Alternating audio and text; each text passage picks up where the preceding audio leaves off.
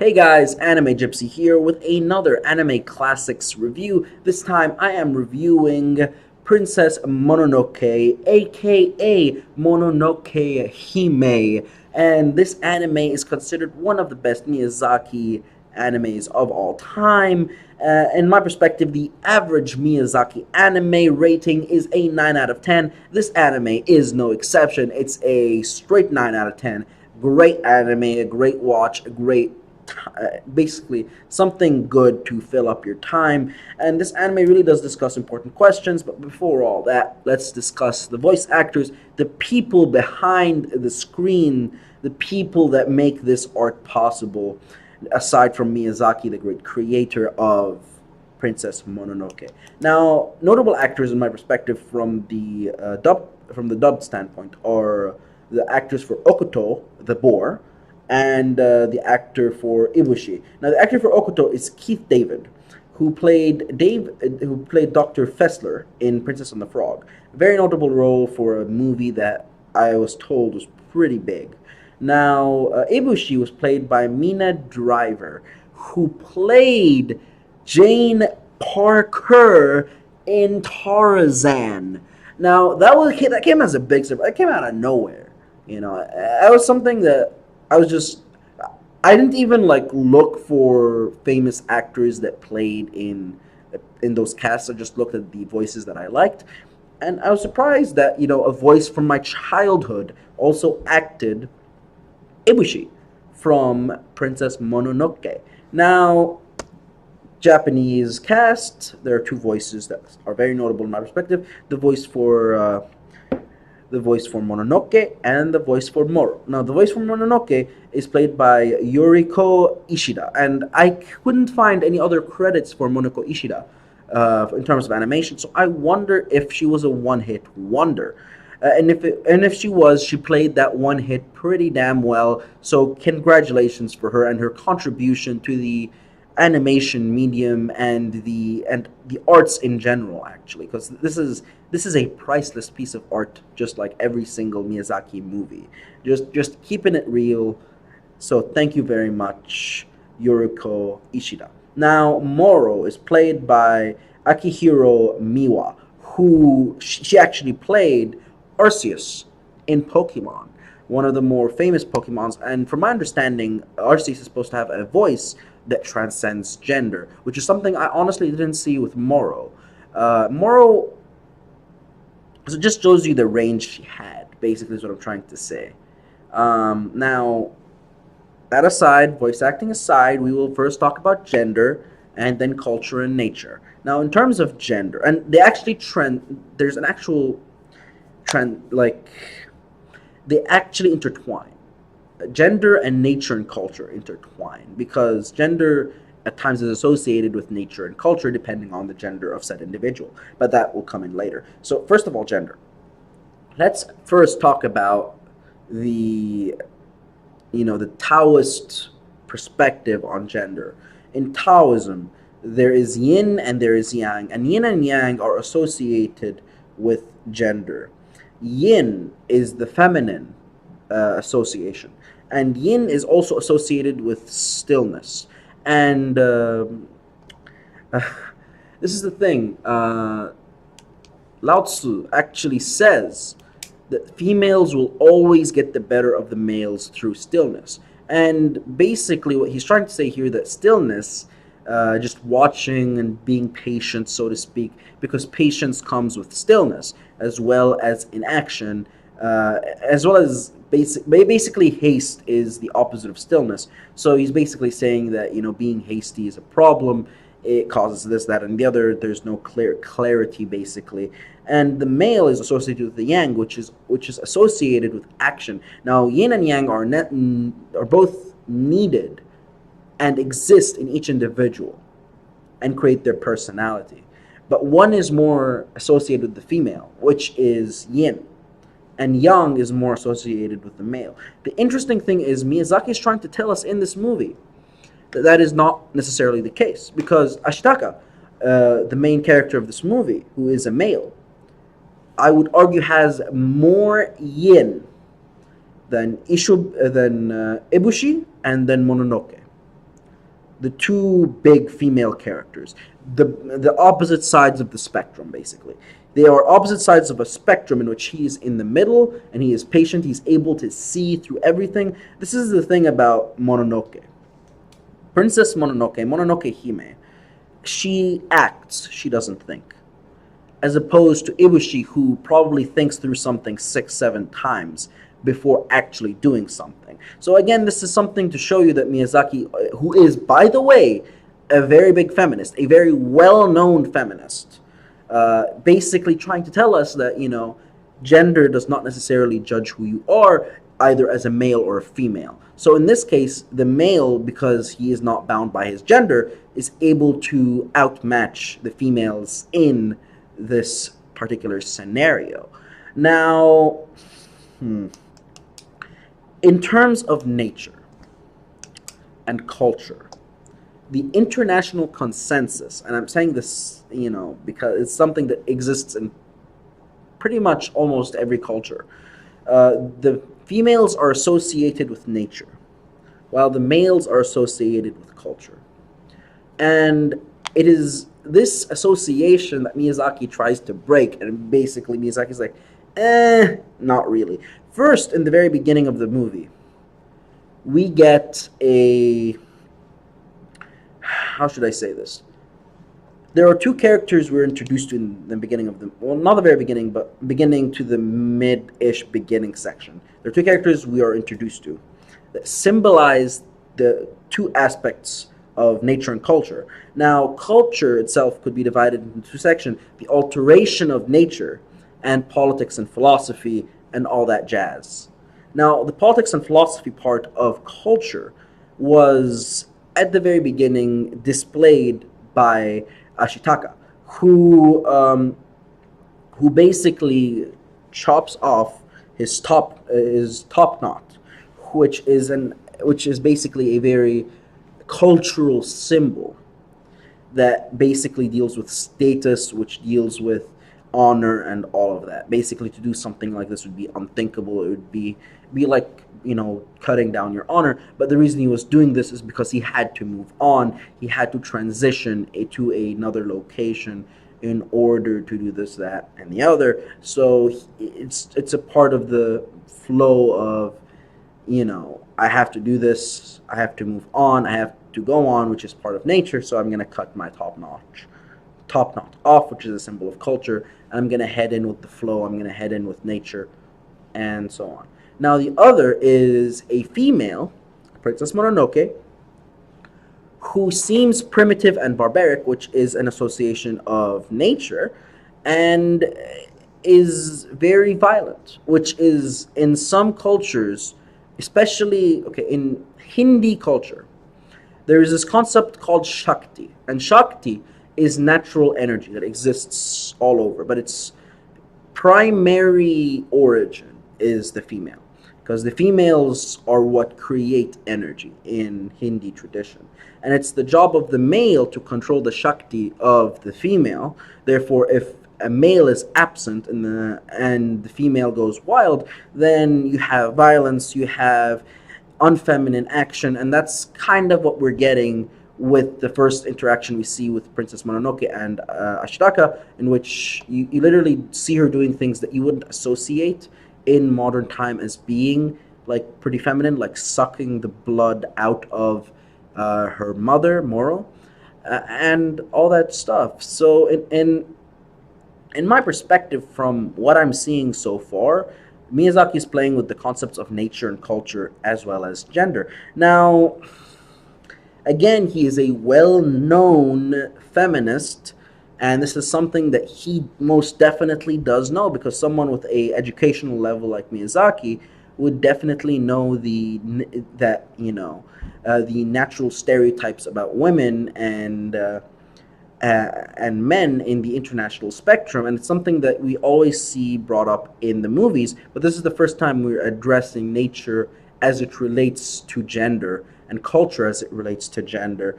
And we see in the second part of culture, which is the alteration of nature. And a good example of this is the bonsai tree. Now, bonsai is a Japanese art in which you alter a tree so that it becomes part of nature.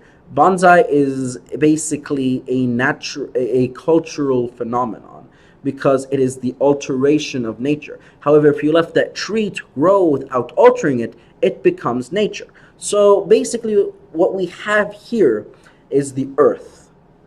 And if you alter the earth, you create iron, which is culture. The process to create iron, the materials made out of iron, the sword, have cultural implications, cultural traditions. So, in that sense, seeing the women in Ibushi's shop alter the earth into iron is a direct critique to the concept that it is the men's job to create culture, while it is the female's job to create nature, aka procreation, aka babies. So again, Miyazaki playing with the concepts and basically telling us that the roles thing doesn't work. You can't give a single role and tell it that this is your role, this is your purpose in life. No, that's not how it works. Basically, what happens is you choose your role, you do what you want, and what you want is what you basically end up becoming. And I like the historical reference, by the way, where Ibushi mentions that they got the guns from the Chinese, because that's actually what happened with Japan. Japan got its guns from the Chinese, and later was involved in some interesting, let's just call them campaigns, in in China. They went on a vacation that got a bit too serious. Let's just leave it at that. Now, again, let's delve into philosophy for a little bit. There is this scene where Ishitaka and Ibushi. Actually, no. First, we're going to talk about Ibushi and Mononoke, and then we're going to talk about Ashitaka and Ibushi. Ibushi is a female that represents culture, and which is a direct violation of what the stereotypical woman would be associated with, which is nature. She has swords, she has guns, she could wield swords, she could wield guns, she's well trained, she's well cultured, she is well educated. Now you have Mononoke, who is associated with nature. She is primitive, she's always doing, she is basically, and this is the thing too, you could see it from their weaponry. Mononoke's weapon resembles a fang, which is basically reflective of culture, while Ibushi's weapon is a sword and guns, which are an alteration of nature, thusly they are culture. Now, yeah, let's talk about, and I think that's, okay, back to Ibushi and Mononoke, that's again a reference to women could be what they want. They don't stick to a single role. Now, Ashitaka and Ibushi, there is a small conversation about that they have together, and basically from this conversation you could have a gist about their core beliefs. Ashitaka has this belief that there is such a thing as right and there is such a thing as wrong. There is such a thing as absolute right, there is such a thing as absolute wrong. And what he needs is time, patience, and clarity in order to decide what is right and what is wrong. Ibushi, on the other hand, basically no, she disagrees. She thinks that there is only interests and opportunities in those who take them, basically. So it sucks for the deer god in the movie. She's like, it sucks for you because I want something that you have, you're gonna lose it, and we're gonna gain from it. It's that simple. It's life. It's life, man. There are winners, there are losers. It's the Madara Uchiha philosophy. In order to win, someone else must lose. It is, in my perspective, a very mature way to think, because ultimately, yeah. Actually, I'm gonna stop this before I get into like the deep aspects of no. Okay, I'm gonna stop this, move forward into the other aspect of culture that is represented in this anime, and that is the aspect of culture that tells you that there is a place for everything. Everything has a place, and the manifestation of nature is the deer god. And the reason I'm saying this is because death and life are aspects of nature, and he's able to control them. When you see him step forward, you see the grass grow and then wither and die, as if to represent the cycle of life, and the cycle of the seasons. Spring and then fall, if spring, winter, that sort of thing. So when he dies, you see Ashtaka basically say he is life and death. He is nature, which is something important. You see that in a big message of this movie. Don't mess with nature. Everything has its place. You have your place. She has her place in nature.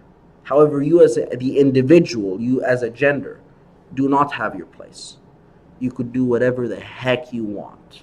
However, in nature, everything has its place. So, from the perspective of gender, you could be whatever you want. You could have more yin, you could have more yang.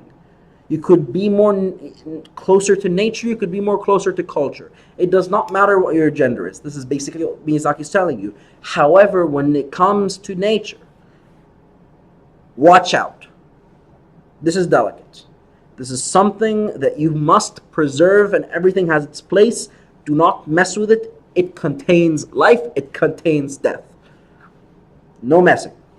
That's it. Now, in terms of the narrative structure, this movie is a 9.5 out of 10. It has a very fluid story. Everything flows. It's very nice. There's nothing that really I could critique. Just straightforward, no BS. There is nothing I could critique in terms of the narrative structure of this movie. It is flawless. It is fluid. It is nice. It is just amazing. Now, okay. What I liked about this movie, aside from the unpredictable violence that Studio Ghibli movie has, is the... How should I say this?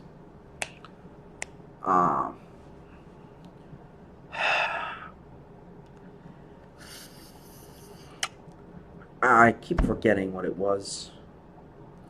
Oh yeah, unpredictability. The movie's not that predictable. You have characters like Moro dying, you have Otoko dying. You have a lot of characters dying, aside from the boars, obviously, and not aside from the boars, because the boars, two of the characters that die, the deer god dies, Moro dies, the two boars. Yeah, so about 4 characters die, adds an element of unpredictability. You don't know who's gonna die next.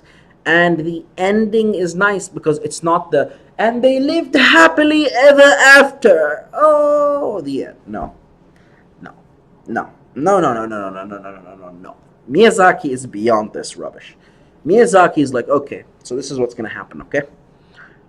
She can't live with the iron workers even though she's human because of everything she saw. She decides to stay with nature. He decides to stay with culture. It's not because he's male and she's female. Remember, Ibushi is female and she stays with culture. It's not like that at all. What it's trying to represent is that you decide what you want to do. And it makes sense given Mononoke's backstory that she's deciding to stay with culture.